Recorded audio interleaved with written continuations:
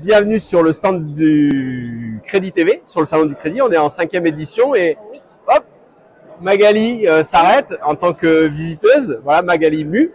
Voilà. Et du coup, j'avais envie de vous poser quelques questions puisque j'ai cru savoir que vous étiez une fervente adhérente du salon puisque vous venez à chaque édition depuis 5 ans. C'est exactement ça. Bon. Donc moi, je vais au salon. Ouais. J'ai reçu une invitation mail dans les tout débuts du salon, et qui était il y avait une très grande salle par rapport au nombre d'exposants à l'époque. Donc j'y suis allée pour voir. C'était intéressant d'avoir enfin un salon dédié aux professionnels du courtage, ce qu'il n'y en avait pas. Moi, ça fait depuis 2004 que je suis dans le prêt immobilier, 2006 dans le courtage et 2010 à mon compte. D'accord, ok. Et du coup, c'est l'évolution. Donc 2004 dans le prêt immobilier, c'était chez qui? Parce que je travaillais dans un établissement spécialisé qui n'existe plus aujourd'hui, qui est Antenial. D'accord, ok, Voilà. Que très peu de gens connaissent. Oui. Moi, j'ai connu.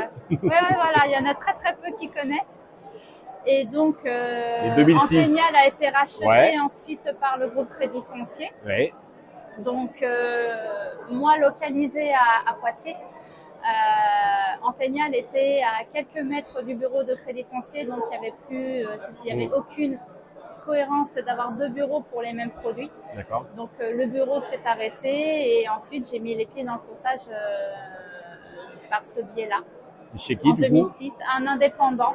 À Poitiers, il n'y avait pas vraiment d'indépendant. Il y a eu un national qui n'a pas duré très longtemps avant 2006 ou en 2006. Et ensuite, on n'a eu que des indépendants pendant très longtemps à Poitiers. D'accord. Donc voilà, et il y a 2010, ensuite je me suis installée à mon compte. D'accord, donc toute seule, agence indépendante, seule. Indépendante à mon compte. Et toujours. Ma petite enseigne, mon petit bureau. Ouais. Et toujours dans cette situation-là aujourd'hui. Et toujours dans cette situation-là. Bon, le bureau s'est développé. Ouais. Puisque de toute façon, quand je me suis installée, j'ai trouvé qu'il y avait des manques dans certains pôles de courtage, donc je me suis installée dans le but de développer. Mais bien sûr, quand on commence là où on maîtrise. Et là où on sait. Du coup, aujourd'hui, il y a une équipe qui travaille avec Magali. Oui, voilà, nous sommes plusieurs. Aujourd'hui, nous sommes plusieurs au sein du bureau et à nous occuper chacun de nos rôles. Voilà. Alors du coup, Magali, ce qui est intéressant, c'est que vous avez une vision assez historique et voilà du courtage. Il y a pas beaucoup de gens qui peuvent avoir qui ont. C'est ça, et donc c'est intéressant. Ça serait intéressant d'avoir votre regard parce qu'on parle beaucoup de ce qui se passe cette année, des blocages qu'il peut y avoir, mais j'imagine qu'on a déjà un petit peu connu ça sous d'autres formes dans d'autres années. Et voilà, si vous pouviez nous donner votre regard là-dessus. En fait, de mon regard à moi, je dirais que dans chaque crise, il faut y trouver en fait, on sait y trouver les crises ne sont, enfin voilà, les problématiques, les crises ne sont jamais en fait un réel problème. Il y a toujours des solutions. On arrive toujours à les surmonter. On s'adapte, on s'ajuste. Pour moi, c'est effectivement stressant, une source d'inquiétude, mais je trouve qu'on a toujours y trouvé des solutions et en même temps apporter des améliorations. Voilà. Moi, j'ai connu celle de 2009 et quand je me suis installée, j'étais en pleine. Quand je me suis installée dans c'était en plein dedans. Et c'est vrai que plusieurs m'ont dit, mais t'es folle de t'installer à ton compte en ce moment.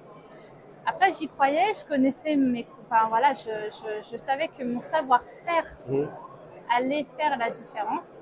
Et c'est ce qui s'est passé. Parce qu'aujourd'hui, on est en 2022 et je suis toujours là. Voilà. Et heureuse. Donc, et heureuse d'être encore à mon compte et indépendante et en fait, oui, surtout indépendante, quoi. Parce que je suis pas une enseigne, je suis vraiment indépendante. Tout à fait. Alors moi, ce qui m'intéresserait de savoir, une petite question, en tant qu'indépendante, du coup, vous avez une liberté d'action. Oui. On commence à parler de l'aide de mission ou en tout cas de l'aide de conseil, mandat conseil, etc. En lieu et place ou en complément de mandat. Le métier, c'est énormément évolué. Voilà, c'est comment vous procédez aujourd'hui? Est-ce que vous êtes toujours sur le mandat classique d'intermédiation ou est-ce que vous essayez aussi un autre mandat?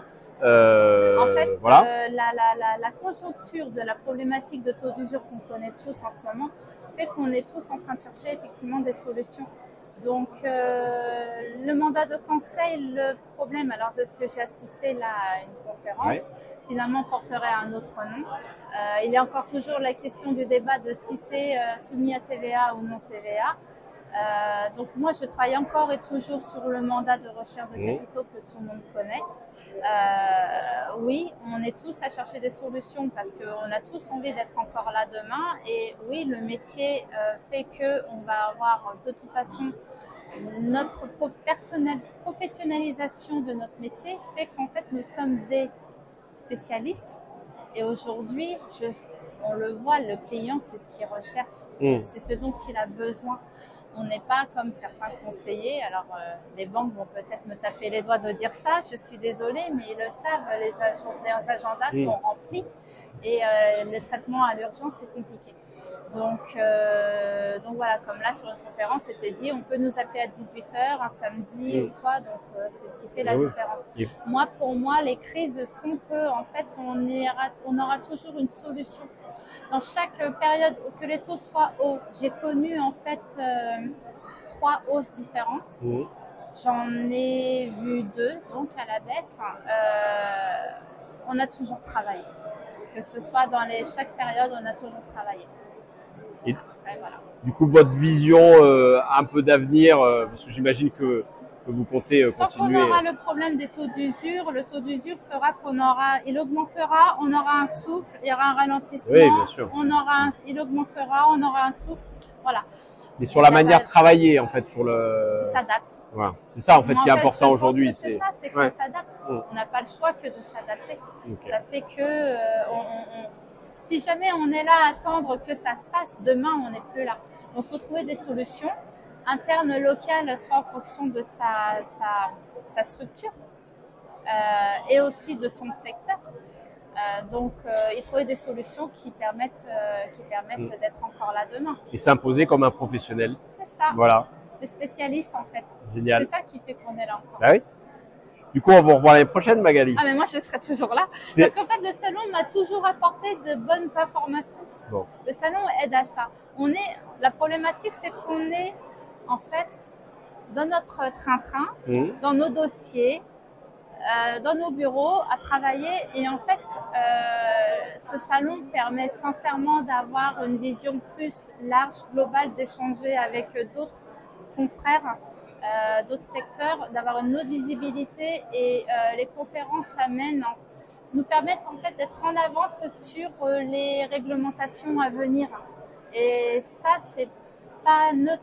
Moi, quand je suis revenue de mon salon il y a 1 ou 2 ans, pas celle où il y a eu où ça s'est arrêté avec la période Covid. Je suis revenue avec des informations dont même les banques locales n'étaient pas au courant. Ouais. Donc, et ça permet de rester dans le coup, informé, voilà, pas se sentir seul. Donc, du coup. Mine de rien, on amène une sorte de professionnalisation envers les banques elles-mêmes avec qui nous avons les partenariats. Donc, non, moi, je serai encore là l'année prochaine. Super. La bonne nouvelle, c'est que ça sera au même endroit et aux mêmes dates. Le cadre est vraiment sympa. Voilà. Merci beaucoup, Magali. Merci. À bientôt. Au revoir. À bientôt.